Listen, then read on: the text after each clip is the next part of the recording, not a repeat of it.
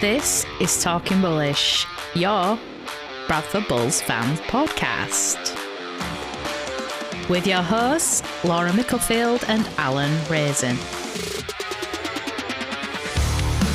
We've come to the end of the season, so this week we're going to review our game against Featherstone, talk about the Bulls news as usual, and we are going to talk about Featherstone again.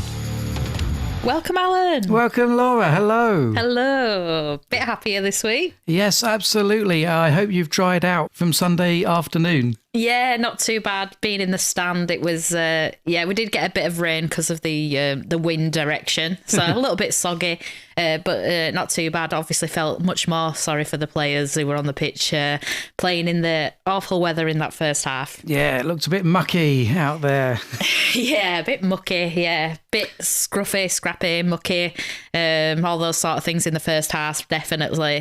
Wasn't as bad in the second, hopefully a bit drier on Friday night, but we'll wait and see. Well, so I think from listening on the radio stream and watching the highlights, it did look like two games in one. So we had a game for about 73 minutes, and then we had a game for 7 minutes. Yeah, probably a good way to sum it up. Yeah, look, we went into this match. I suppose we discussed about whether he'd rest people or not. I wasn't sure if he would, but probably rested more than I expected, to be honest. There was Armitage, Blake, G, Hill, Lawrence, Lily and Tafua all rested.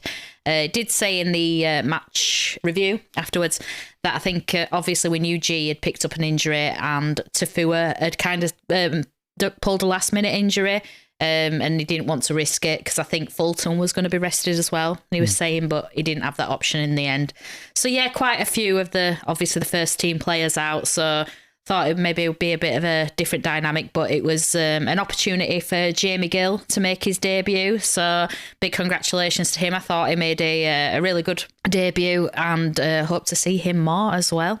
It's going to be very confusing for me to having two Gills in one squad. So we'll see how that goes. Yeah, it's going to have to be K Gill and J Gill. Yeah. And then even K's and J's sound too similar. Yeah, so first 15 minutes, I think we were all getting a bit irate in the crowd, should I say. It was all Fev's way. Penalties, 6 agains, just some of them, I don't even know what it was for. Like, we were all a bit confused. It seemed to be, it was just a reason to give him a penalty or a 6 again. So it was bit scrappy, a bit scruffy, and it wasn't until 17 minutes in that we got the first points of the match, which is a Featherstone penalty, surprisingly.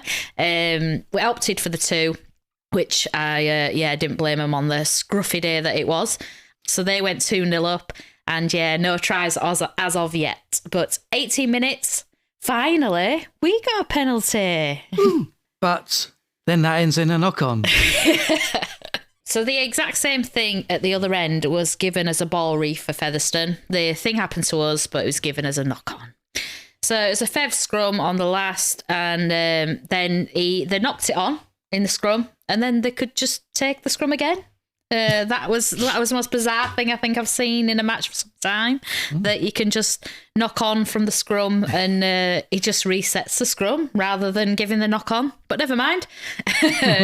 Never seen anything like it. But that was it was frustrating, should I say. Some of the decisions were controversial, or even, like I say, we were just like, I don't even know what that's for. Or if we did try and figure out what it was for, it seemed very harsh, should I say. But yeah, we were about 22 minutes in, and it was absolutely hammering it down. Sker lost the ball, and it was all Fev pressure. It just seemed, I think the weather was just really kind of taking its toll at this point. But in fairness, they did kick long on the end of the set, and we got our first 7 tackle set. But then it was another Fev attack, and then a knock on again, and then we got the ball back. Then another penalty, getting us to halfway.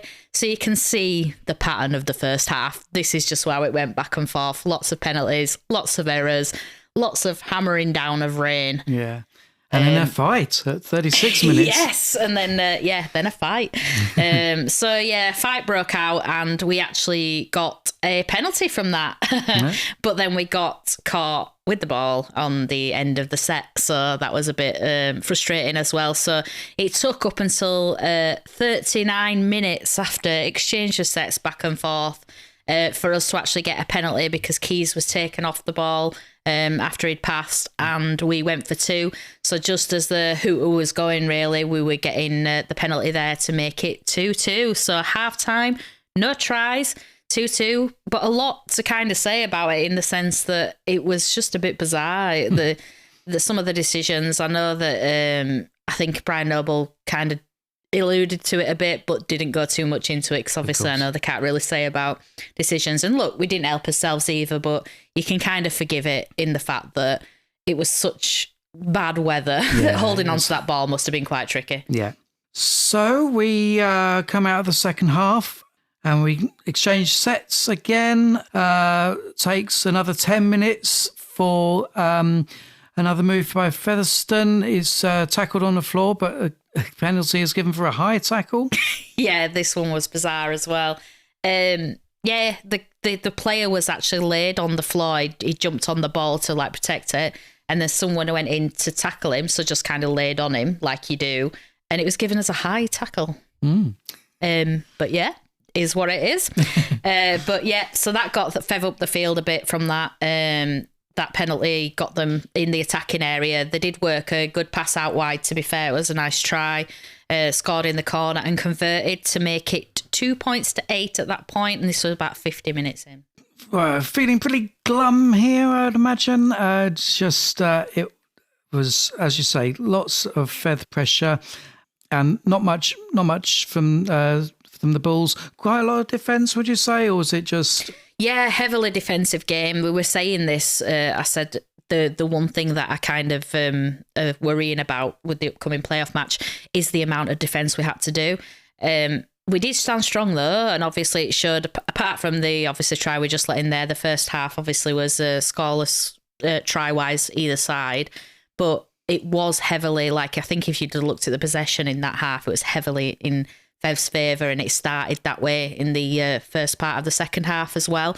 So I do think we did a lot of defending. So that is definitely the positive from that half, even though it was so frustrating. We actually did manage to keep the tries out. Cool. And so talking of defence, we put in a massive defensive effort to force a goal line dropout. Yes, 68 minutes this was, so just before the end. But then we dropped the ball cold on the first tackle. But then, after a set which saw probably about 3 headshots from Featherstone, we finally got a penalty 30 metres out, which got us up the field and got us to 71 minutes. And then it was Keys breaking through that line. Yes, brilliant. Show and go. And it gets converted as well. So we pull it up level to 8-8. Yeah, so it seemed like it kind of went from 70 minutes of not many tries at all to then, the game really kind of started at this point. 73 minutes, we then got 6 again and a penalty, and we were 40 metres out again. And then, we were just on fire at this point. Tom was through after a beautiful pass from Suter. So another try again, and Hooley converted. So from a flash of being kind of 8-2 down, we're now at 14-8. And then Featherstone try a short kick-off, but it doesn't go 10 metres, so we get a penalty on halfway. So we keep with the momentum there. Yeah, we got the momentum back there, but unfortunately our set ended with a kick that was just too long. And then Fev got a 7 tackle set, but then they knocked on the first tackle. And then the player started mouthing off at the referee. So we actually got a penalty instead of just getting the ball back from the knock-on. So we decided to go for 2 again at that point to make it 16-8. And then, thought it was pretty much match over. But then 79 minutes. Gill goes over. And then just as Meadows was preparing to take the conversion, the hooter goes. So, end of the game. He does make the conversion. So it finishes 22-8. Yeah. Totally kind of switched on its head, that game. Yeah. It was like I say, really high defensive game, and it just seemed like we built pressure, and eventually Fev broke down. Maybe that was the game plan. Obviously, when you're in scruffy weather like that, where it's just hammering it down, you kind of have to look after the ball. And I don't think we were the best at that in the first half. But like you say, you can forgive that when it's such horrible weather. But at least we backed it up with the good defence, apart from letting that kind of one try in, which, to be fair, was a good try, and it was on the edge from Fev. Really good defensive match again. And yeah, the last 10 minutes we were just we kind of been sat a bit frustrated for most of the match, and then we were like jumping around bouncing around towards the end of it, and last 10 minutes, and the crowd were getting pretty vocal and singing along, and I think it kind of gave the players a bit of an extra boost in that last 10 minutes. But yeah, really enjoyed it, to be fair. I think because you're going into those matches not really thinking, oh, this is going to make any difference to us, you can kind of enjoy it more without the worry about the consequence of a loss. So it makes the win feel a bit better. Yeah, really good to see Jamie Gill, as we mentioned earlier. And the man of the match went to Sam Hallis. Yeah, really well deserved. I thought Sam was brilliant, just throwing himself about into every tackle. Like, I think he was involved in the big pushback for the goal line dropout defensive effort.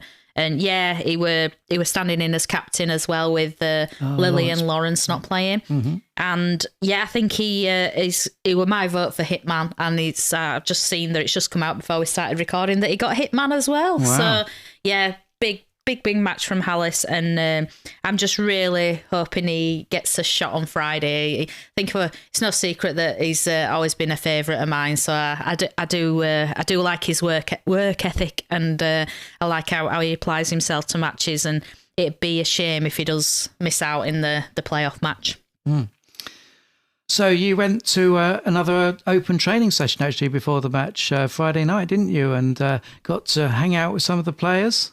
Yeah, it was good. It was really good to watch the open training session again. I know I went to one earlier in the season, and I did really enjoy it. And this time my nephew came with me, missed it last time, so he wanted to stick around and meet some of the players. I think he was getting a selfie with all of them as they were coming through the door. We were like stalker pouncing on them all. But yeah, no, it was nice. It was nice. It was a quite relaxed atmosphere, and had a good chat with a couple of players, which are lovely. It's just nice that obviously they're so down to earth and want to kind of interact with the fans as well. And yeah, it was like I say, definitely a highlight for my nephew. Really enjoyable, and yeah, I hope they do stuff like that next season as well.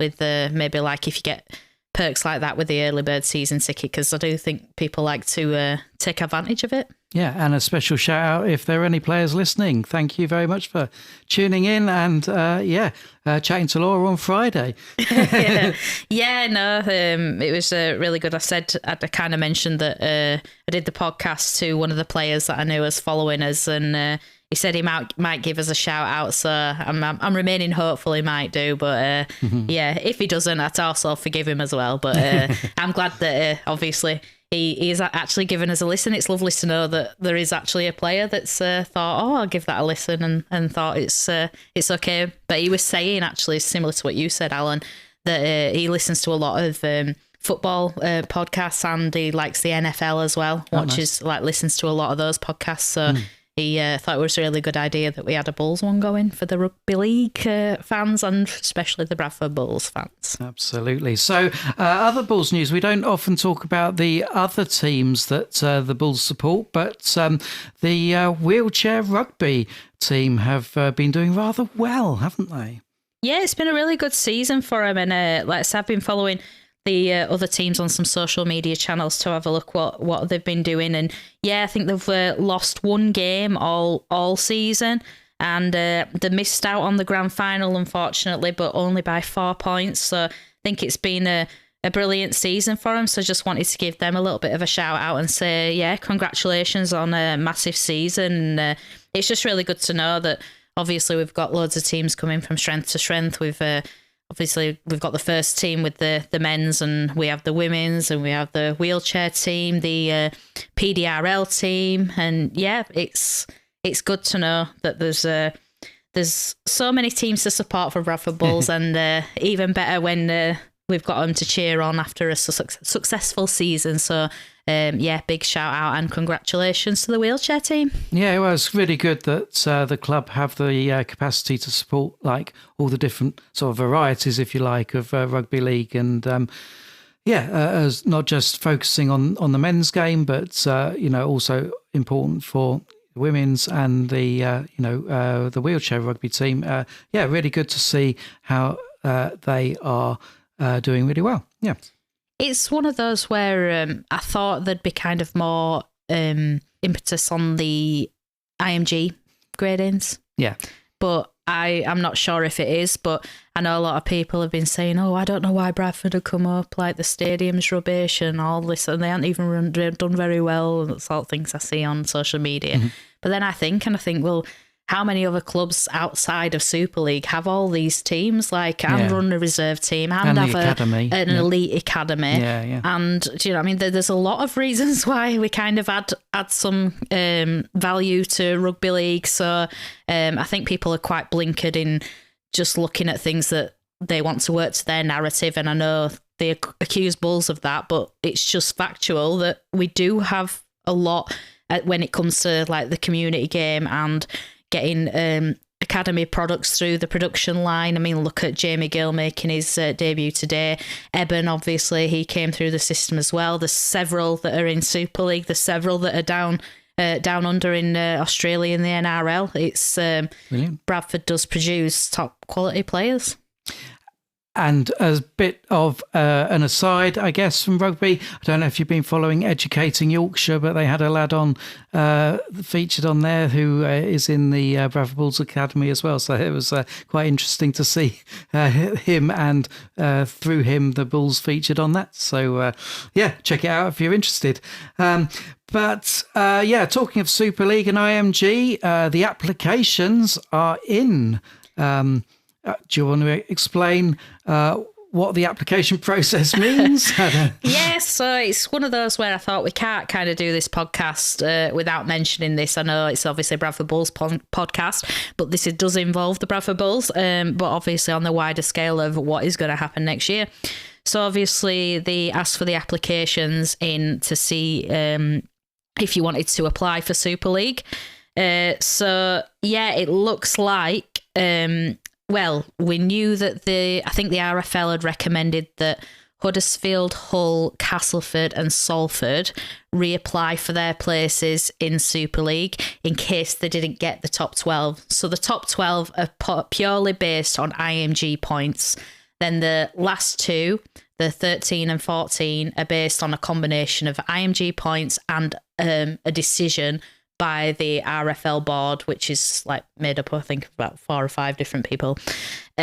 So in order to be able to get into Super League, if you don't make that top 12, you'd have had to have made an application to enter Super League. So this is where it gets quite interesting.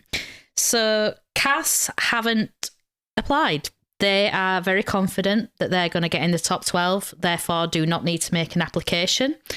To be fair, I probably agree. I know they've done some improvements.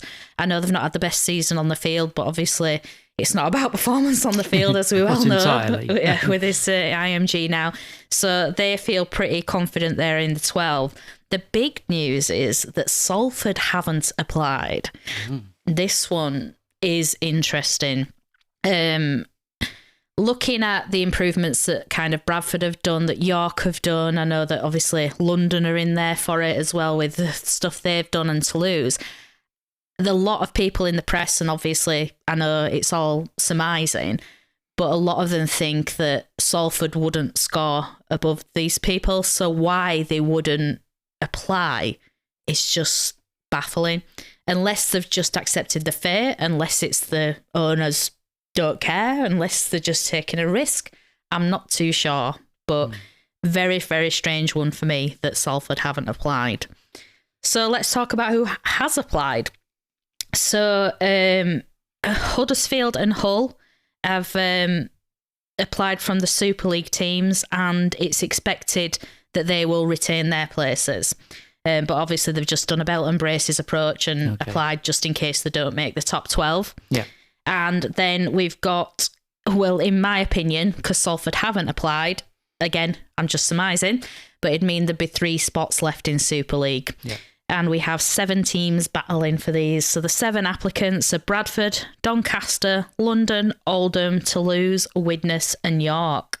So what are your thoughts on this, Alan? Yeah, it's interesting. I thought it was interesting that Huddersfield and Hull FC also had to reapply. So hadn't really got that message sort of earlier in the season that that might be a possible sort of demotion route, although you say they're expected to score higher than these. But yeah, it sounds like chances are there will be 3 teams, as you say, going up. I think it would be crazy if York didn't go up. I think should we just say that is a definite? I don't know. Nothing's definite, I suppose, until that decision's made. But obviously, I think Bradford are in a great position. Doncaster and Widnes probably, I would say, would have a well, I don't know how strong their bid would be. I mean, not that I assess these things myself, but I mean they've been sort of languishing a little bit. London we've spoken about before. Certain aspects are good, but there's an interesting thing where they've had some new investments, so that is a bit tricky. Oldham also good investment. So, yeah, I mean, I'm sure they'll be wanting to make a good case for themselves. And Toulouse, obviously, in second place, always competing at the top of the table. It's going to be hard to deny them as well. So, it's difficult. It's all to play for, but not play for. That's the thing. That is the thing, Alan. Like, in my head, there's the only logical thing to me is that it's York, Toulouse and Bradford, because that's 1, 2 and 3. So logically, because I am the kind of promotion relegation sort of head that I've always been, that's what I would go for. Would you say that if York sort of fell out of the playoffs at the first, in the second round? Well, that's the thing. Obviously, we've got the playoffs to go as well. And in previous seasons, it doesn't really mean anything if you finish top. It's about winning the actual playoff final. So I suppose you could have an argument for whoever finished top, whoever wins the playoff final, and a third. But because it's not based on that, it's going to be really interesting. It seems to me, like I say, we've talked about the London thing before. I still can't get my head around the fact that so many people want London promoted, even though they've been in Super League several times. They've tried several times. The fan base doesn't seem to get any bigger. They have they've not performed well on the field this year. No disrespect to them. They just obviously haven't had probably the funds and the squad to do so. Obviously last year as well when they got relegated from Super League. Yeah, exactly. So there's something in me that thinks, how can you finish, I think, was it 10th? They finished in the table at the end of the season. How can you finish 10th and get promoted? There's just something that doesn't sit right with me there. But the fact that they've had Darren Lockyer from the NRL, really obviously prestigious Australian player, invest in them and do all these interviews about Super League and who they're going to be recruiting and stuff. It just makes me feel like, does he know something we don't? And obviously in the recruitment side of things, obviously York have made a couple of big statements with signing some Super League players. So in my head, even though I'm very much like it should just be 1, 2 and 3, I think what I actually think is that York and London seem to be acting like they already know they're in Super League, and the media seems to think that Bradford are in Super League. So my prediction will be that it's Bradford, York and London, but that's just because of what I hear and what I see. But who knows? Well, I mean, ultimately, surely no one knows until whatever the date of the meeting where they talk about it is, but it does seem very, very strange. But let's not dwell too much on that because, as we say, we're just speculating. But yeah, interesting to know your thoughts. Get in touch through all the usual channels. And let's look ahead to playoff time. Woo! Yes. Well, this is actually where we can just roll back to last week's episode, just play the preview again, because, yes, we are playing a very familiar opponent. Yes, it's another visit from Featherstone. Oh, that'd be good. So, yeah, obviously we won't talk too much about what can we talk about? What we didn't talk about last week. The difference is it's a playoff match. Yeah. Playoff matches are always different, and it's an elimination playoff match. So it's do or die. You lose, you're out. So obviously lots more pressure on this week, and I expect a different squad. Like I was speaking earlier about, obviously I think the rested players will be back in this week. The one that I am quite kind of nervous about is Bayliss. He went off injured and he did look in quite a lot of pain. He was holding his shoulder and went straight down the tunnel. So it didn't look very good. I know on the match review, No-ble didn't kind of say they knew what was wrong yet. I think he's going to obviously have to have scans and be assessed, but I'd be very surprised if that wasn't the end of his season, unfortunately. And it's a shame because I think in this latter half of the season, Bayliss has really been putting in some brilliant performances in the middle. And it'd be such a shame if that's the end to his season. But I'll keep fingers crossed that maybe it wasn't as bad as it looked. So who do you think we could move in to that prop position in his place? Well, if you think of the match from this week, we still did rest Lawrence and Hill, who were both obviously, I think, will come back into the squad. So it's not like we're light on props now. After obviously bringing in Musgrove and bringing in Hill later in the season, we have reinforced there. So we're covered, but obviously he's been kind of a consistent kind of prop that's been playing for plenty of minutes in the latter half of the season, especially after he had that little loan spell to Batley. I think he's been in pretty much every game since, and I think he's really proved himself. So it will be, like I say, it will be such a shame if his season came to an end through injury, but fingers crossed we might see him. But I do think, let's say, because we did sign some players, we have got reinforcements, and it was confirmed on the match review that Armitage, Hill, Lawrence and Lily are all fit. And I think it was a bit of a question mark on Tafua, and G didn't seem as confident. But it's not bad. If you think of our season and how many injuries we've had, to get to the playoff match and only have a couple of question marks, I think means that we will have the pick of the team that No-ble wants. And I think a few players gave him headaches this week. Yeah, well, that's exactly the point you want to be at the end of the season, isn't it? Everyone up for the knockout rugby, putting in their best performances of the season, do or die rugby, as you say. Yeah, I'm really hopeful it's going to be a good one. I'm really excited for this. I think as soon as tickets came out, I was there buying us tickets, but I'm always like this when it gets to playoff time. I just I don't want to get too ahead of myself, because I think a lot of people talk already saying like, oh well, let's get our tickets to France. Yeah, like it's another trip to Toulouse in semi-final. I'm like, you've got another game to play first. Like it can't just be a given that you're going to win these games yet. I know Featherstone are having some trouble with obviously their squad. They're weaker in the house because they've got a ban and an injury. But at the same time, it is playoff rugby. Anything can happen. That we know that from the Challenge Cup. Look at obviously the upset that we had against when we beat Leeds in 2019. Like these things can happen, and you can't take anything for granted. And I think if the Bulls players go in thinking, "Oh, we're planning for France," then it could be season done on Friday. So I hope they won't. And judging by what No-ble was saying, I definitely don't think that's the attitude they're going to go in with. But we definitely can't let the foot off the gas and just think, oh, we're just going to win this. We should, especially like with an evener like the weather. A match can go either way if you don't concentrate for the full 80. Yeah. So now it's time for Bull or No-ble. Yeah, it's my turn this week to come up with the questions for you, Alan. So, like I say, we were trying to go with tradition of picking the teams we were playing against, and I thought, we can't do Featherstone again. It was only last week. Oh, I know. So I've kind of gone off a little bit, but still obviously in the theme of what's coming up. So I've gone for a bit of a playoff themed question and answer session. Well, statements even.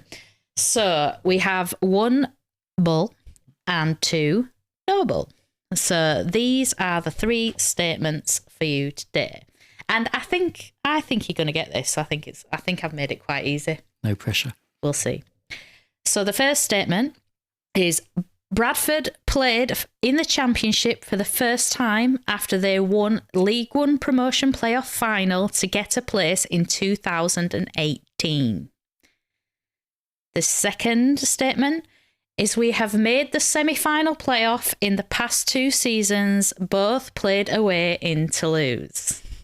The third statement is since being in the Championship, we have been involved in the playoffs 6 times. Okay. So I think one's easy. Yeah, one's easy. So definitely true that we have played Toulouse in the semi-final for the last 2 seasons. Yeah, I'll tell you that one now. I think I just had to throw an easy one in and I thought I'd make 2 a bit more complex. Yeah, so you have got that one correct. And I was looking through the Bulls' history of where they finished in the league, and I know they went down into League One, and you're saying they got promoted from League One in 2018? Yes. I think that's bull because I think it was 2016, but I might be wrong. But then 2016 to 25 is 9 years, and you're saying 6. I don't know. And then we were in the Championship for 3 years before then as well. So 6 out of, say, 12 years in the playoffs. You're a good mathematician, Alan. I also not quite sure about that statement.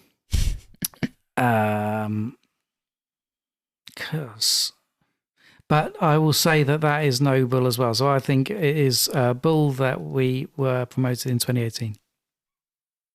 You are correct. Yay! So the no-ble statements, obviously, we knew about the Toulouse one. I knew you were going to get that. So since being in the Championship, we've been involved in the playoffs 6 times. Yep. So we were when we were relegated, we were in the playoffs in the 2015 and 2016 seasons. And then after we came back from League One, we've been involved in 2021, 2023, 2024, 2025. So that is correct. And then the bull statement is that Bradford played in the Championship, and this is where I was a bit tricky with you and you didn't really notice, but you worked it out anyway. I said for the first time after they won the League One promotion playoff final to get a place in 2018. They did win the promotion playoff final in League One to get a place in 2018. But obviously they have been in the Championship before that and got relegated to League One. So we were relegated from Super League to Championship and then Championship to League One. Yeah. So it was kind of correct, but it wasn't for the first time. Yeah, we were relegated to the Championship from Super League in 2014. Played there in 15, 16 and 17, and then we got relegated after the administration in 2017 back to League One after when we got docked points and earned promotion back into the Championship the season after that. Okay, so I didn't quite have the right reasoning, but yes, did identify the bull. Yeah, well done there, Alan. I think when I thought it were easy, it's because I couldn't think of another one to ask you, to be honest. And I thought I knew you knew we'd been to France the last 2 times. And yeah, hopeful, not guaranteed, but hopeful that we'll get there again. Get on Flight Radar. You were saying Sky Scanner. Yeah, you messaged me, didn't you, Alan, saying it's 2 days to drive down there. So maybe we could have a nice road trip. Well, yeah, I mean, if we share the driving, easy done in a day. See, we're doing it again, though. Can't assume that we're going to be there. Still got Friday to go. Watch us eat as words here. Next podcast will be end of season podcast. Yeah, that would be very depressing. Hopefully not, though. Yeah. So that brings us to the end of another episode of Talking Bullish. Thank you very much for listening. yeah, thanks again for listening. Like I say, please do interact, do leave us some comments and let us know your opinion, especially obviously on the Super League statuses. That'll be a quite interesting thing to know what your opinions are on that one. And also, as we come towards the end of the season, let us know what you think about the podcast, what we should include, what we should do better, what we do really well. So, we love to see all your comments coming through on all the podcast and video platforms, and keep them coming. Yeah, thank you for the social media interaction as well. I know that there's seems to be picked up a lot on TikTok, which is brilliant, and people commenting and letting us know their opinions on there. So that's always good, and we do always keep an eye on. So, like I say, if there's anything that anyone asks or wants included, we definitely will put that in the podcast. At the end of the day, this is a fan podcast. It is for you, the fans. We are just fans doing the podcast because we just want to talk Bradford Bulls. Yeah, and so all that is left to say is come on you Bulls. Let's get another win on Friday, get into that second round, and off to France. Yeah, let's get to the semi-finals. Yeah. Again. Yeah, for the third time. But let's try and win it this time. Yeah. But I'm not jumping ahead of myself. No. So let's just win win Friday. Yeah, let's get to those semi-finals. Come on you Bulls.